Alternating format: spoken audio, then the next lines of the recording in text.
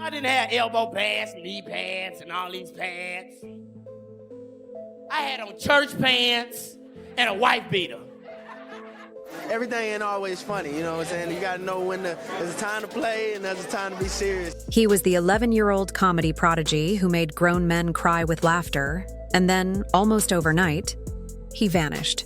No scandals, no arrests, no meltdown, just silence.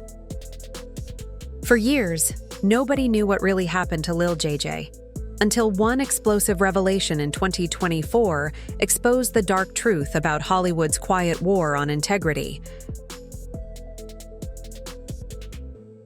You ain't whooping me because you love Before me. fame, before the bright whooping me lights of 'cause you- television, there was just a kid named James Charles Lewis III, a boy from Little Rock, Arkansas, who made adults laugh harder than most professionals ever could. While other kids were outside playing tag or riding bikes, James was writing jokes. Not childish jokes, but sharp, clever observations about life, family, and human nature. His timing was natural, his delivery fearless, and his presence magnetic. At just 8 years old, James wasn't simply entertaining relatives at family cookouts. He was performing at local talent shows and comedy clubs, holding the attention of grown audiences who couldn't believe how someone so young could understand adult humor so perfectly. He didn't rely on silly faces or gimmicks. He used wit. Even then, he was studying people, how they moved, how they reacted, and turning those details into punchlines. Then came the moment that would change everything. At age 10, standing on a stage barely tall enough to reach the microphone, James performed a 5-minute comedy routine about parenting that left a room of over 200 adults gasping for air. When he finished, the audience rose to their feet, cheering. The applause didn't die down, it grew louder, wave after wave, until it was clear this wasn't just a talented kid. This was something rare. Word spread quickly through Arkansas's entertainment scene. Club owners started calling his parents. Local media wanted interviews. People began referring to him as a child prodigy, a once-in-a-generation talent. Then came the call that changed everything. BT was holding auditions for Coming to the Stage, a televised comedy competition known for discovering real stars. It was a long shot. Competing against adults twice his age? Impossible, most thought. But when James, now performing under the nickname Lil JJ, took the stage, something electric happened. His jokes were clean but smart, his delivery flawless. The crowd was in hysterics, and even veteran comedians stood in stunned silence. When the judges announced him as the winner, they weren't just crowning a kid comedian. They were introducing a phenomenon. Almost overnight, Lil JJ became a household name. Agents called, producers reached out, and Hollywood came knocking. His family's small home in Arkansas couldn't hold the dream anymore. The Lewis family packed their bags, unaware that their greatest blessing would soon collide with the darkest side of fame. You know it ain't right? How nice girls like bad boys. Why is that? What, they don't have any troubles in their lives, so they have to go date some? When the Lewis family packed up their belongings and left Arkansas, they weren't chasing fame, they were chasing possibility. For James Charles Lewis III, known to the world as Lil JJ, comedy wasn't just a talent. It was a calling. In Little Rock, he had already become a local legend, the kid who could make a room full of adults laugh until they cried. But Los Angeles was a different universe, where talent meant little without the right connections, and authenticity was often the first thing sacrificed. For JJ, every day in Hollywood was an audition, not just for roles, but for acceptance. The city's rhythm was cold and calculated. People smiled to your face while planning your replacement. But JJ had something no one could replicate: charm that couldn't be manufactured. His southern honesty, his effortless timing, his way of making people feel seen, that's what made him stand out. He started small, auditioning for commercials, guest appearances, and background roles. Most kids would have struggled under the pressure, but JJ had already performed in comedy clubs full of adults. He understood the stage, the silence, and how to turn both into laughter. When Nickelodeon began searching for new talent to save their struggling sketch show All That, JJ's name rose to the top of every list. At the audition, Surrounded by seasoned young performers, JJ didn't read the script like everyone else. He lived it. He improvised, adding gestures and jokes that weren't written on paper but felt completely natural. His humor didn't come from trying too hard. It came from being himself. That's what stunned the executives. Within weeks, Lil JJ joined the cast of All That as the star of the Vital Information segment, a role that would make him a household name. Kids loved him because he was relatable. Parents loved him because he was respectful. His sketches consistently outperformed the rest of the show, breathing life into a franchise that had been losing relevance. But what truly set JJ apart wasn't just his comedy, it was his image. He represented something Hollywood rarely promoted: a young, educated, funny black kid who didn't rely on stereotypes or rebellion to make people laugh. His humor celebrated family, friendship, and community, and that made him both powerful and unpredictable. Nickelodeon had found its next star. But behind the celebration, the industry had already begun planning how to reshape him, because in Hollywood, real authenticity is never left unchallenged. By early 2007, Nickelodeon made a bold announcement. Their rising young star, Lil JJ, would lead his own show. It was called Just Jordan, a sitcom inspired by JJ's real life, a small-town teenager from Arkansas trying to fit into the fast-paced world of Los Angeles. For JJ, it was more than a show. It was a reflection of his journey. The laughter, the lessons, the challenges, all of it came from truth. When Just Jordan premiered, it was an instant success. Critics called it authentic and refreshing, parents praised its values, and young viewers saw themselves in Jordan Lewis, a boy with confidence, humor, and heart. JJ wasn't pretending to be a character. He was the character. Every smile, every expression came from real experience. And it showed.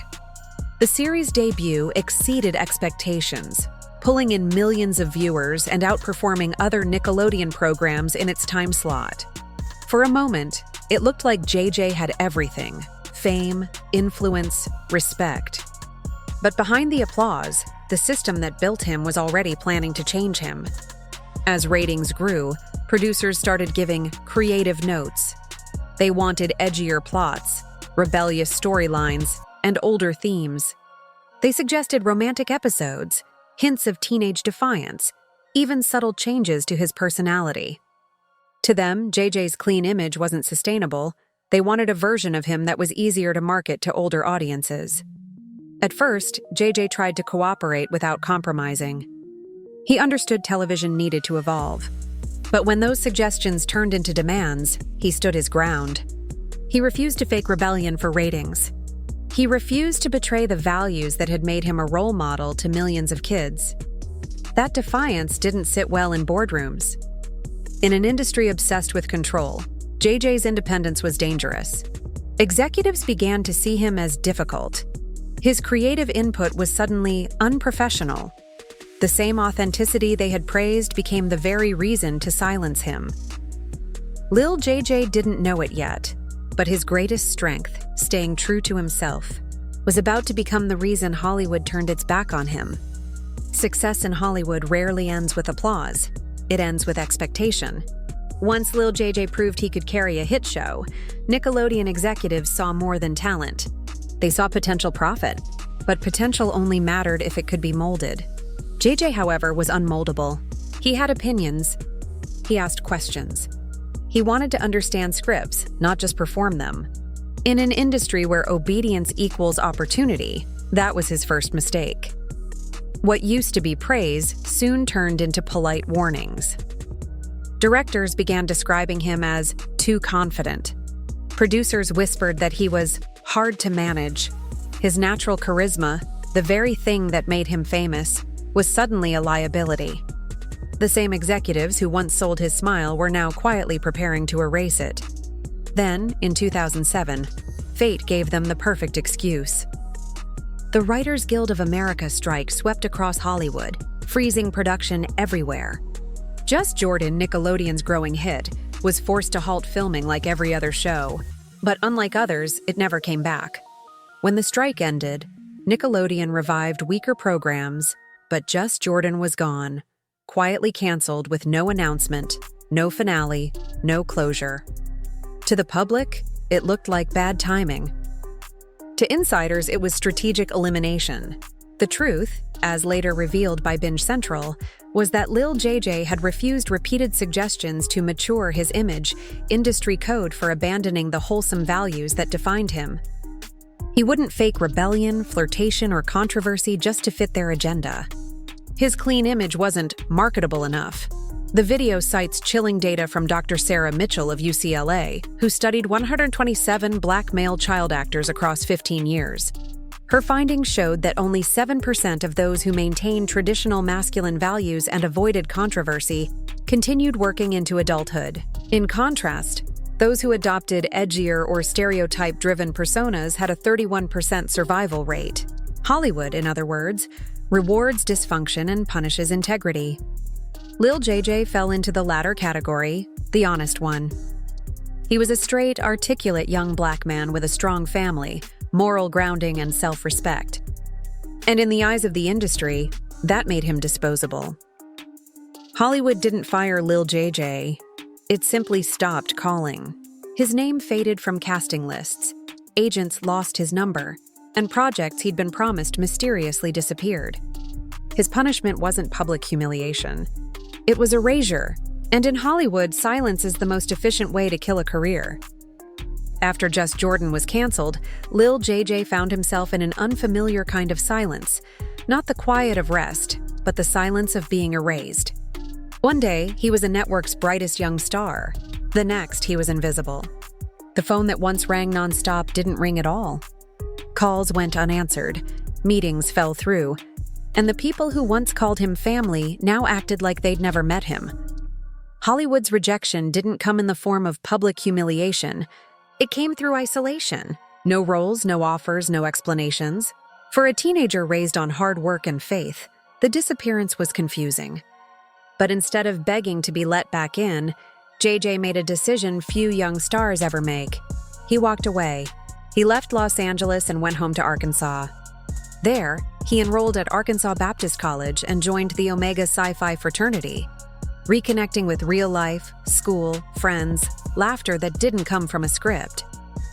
He returned to stand-up comedy on small stages, rediscovering the craft that first made him happy. But Hollywood didn't applaud his maturity. Instead, they mocked it. Agents whispered that college made him less marketable. Producers claimed education showed divided loyalty. In their eyes, he wasn't ambitious, he was ungrateful. The same system that cheered his rise now punished him for growing up. Lil JJ's choice wasn't weakness, it was resistance. In a world that feeds on chaos, he chose calm. In a culture obsessed with relevance, he chose peace. And that scared Hollywood more than any scandal ever could.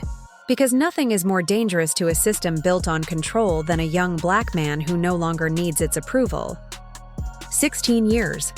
That's how long Lil JJ had been gone. No headlines, no scandals, no comebacks. Just quiet. But in March 2024, the silence broke. A new documentary titled Quiet on the Set, The Dark Side of Kids TV hit the internet like a bomb. Overnight, it exposed the world of children's television as something far darker than anyone wanted to believe. The documentary peeled back years of secrets buried deep inside Nickelodeon's walls. It accused legendary producer Dan Schneider of running a toxic, manipulative environment where kids were pushed beyond comfort and silence was enforced. Another figure, Brian Peck, was revealed to have abused child actor Drake Bell, one of Nickelodeon's most recognizable faces. The nation was stunned. Parents who had trusted the network were furious. Former child stars began coming forward, sharing stories of fear, pressure, and exploitation. Social media became a storm of outrage. Hashtags trended daily. Justice for Nick stars, Nickelodeon exposed, protect our kids. People demanded to hear from every performer who had grown up on those sets, including Lil JJ, the once beloved Nickelodeon prodigy who had vanished in 2008. Suddenly, JJ's social media pages were flooded. Thousands of comments appeared almost overnight. Tell your story. We believe you. "You deserve justice." The assumption was universal, that anyone who had worked under Schneider must have been a victim. But JJ didn't respond. For weeks, he stayed silent as the pressure built. Some accused him of protecting abusers. Others said he was afraid to speak. But when he finally did, it wasn't what anyone expected. On March 20th, 2024, Lil JJ posted a single message on Facebook that sent shockwaves through the internet. "Just Jordan got canceled. I ain't giving up no behind. Lol." The post was raw, shocking, and brutally honest. Fans were divided instantly. Some praised him for speaking his truth, for refusing to let others dictate his narrative. Others attacked him for being insensitive in a time of collective pain. But beyond the surface, his message carried a meaning far deeper than its humor suggested. Lil JJ wasn't mocking the victims, he was rejecting the narrative forced upon him. In a moment when the world expected him to confess, he clarified that he wasn't abused, he was punished for refusing control. His show didn't end because of exploitation. It ended because he wouldn't surrender his identity. That post shattered the illusion of silence. For the first time, people began to see that not every disappearance in Hollywood was caused by scandal or trauma. Some careers ended simply because integrity didn't sell. The internet buzzed for days. Think pieces flooded YouTube, Reddit, and X, formerly Twitter. Some called him disrespectful. Others called him the last honest child star. But behind every opinion lay one undeniable truth. Lil JJ's words had forced the world to confront a darker side of fame. His Facebook post, written in slang and sarcasm, wasn't just a reaction, it was a revelation. He hadn't been silenced by trauma. He'd been silenced by choice. Lil JJ's story is not about tragedy. It's about what happens when integrity collides with an industry built on manipulation. He was the rare child star who didn't lose himself in fame, and that's exactly why he was erased. Hollywood didn't destroy him with scandal. It destroyed him with silence. While other young actors were shaped into marketable personas, JJ remained himself, smart, grounded, and proud of his upbringing. He represented something Hollywood couldn't package, a confident, straight black man with family values and academic ambition. In a system that thrives on control, that kind of independence is dangerous. When he refused to conform, they cut his access. No roles, no callbacks, no statements, just absence, the kind that doesn't make headlines but lasts a lifetime. And yet, through all the rejection, he never broke. Instead, he built a life outside their game, proving that real success isn't measured by fame, but by peace of mind. His story mirrors those of other truth-tellers. Dave Chappelle, who walked away from $50 million rather than sell his soul. Terrence Howard, who spoke out about exploitation and found his career mysteriously shrinking. Cat Williams, who exposed the hypocrisy of Hollywood and was branded difficult. Even in music, artists like Lupe Fiasco and Common discovered that integrity limits opportunity in a culture obsessed with controversy. The pattern is clear. Hollywood rewards dysfunction, scandal, and compliance, not authenticity. It molds black men into caricatures or rebels, but rarely allows them to exist as strong, educated, and moral individuals. Lil JJ refused to play that role, and for that, he was exiled. But what they saw as elimination became his liberation. 16 years later, when he finally spoke out, his message wasn't bitter, it was bold. He didn't claim victimhood. He claimed victory over the system that tried to define him. His life became a quiet protest, a reminder that not every dream must end in fame. Lil JJ's silence speaks louder than applause. It challenges us to look deeper at the stories we celebrate and the ones we forget. In a world where so many trade truth for survival, his disappearance wasn't defeat, it was defiance.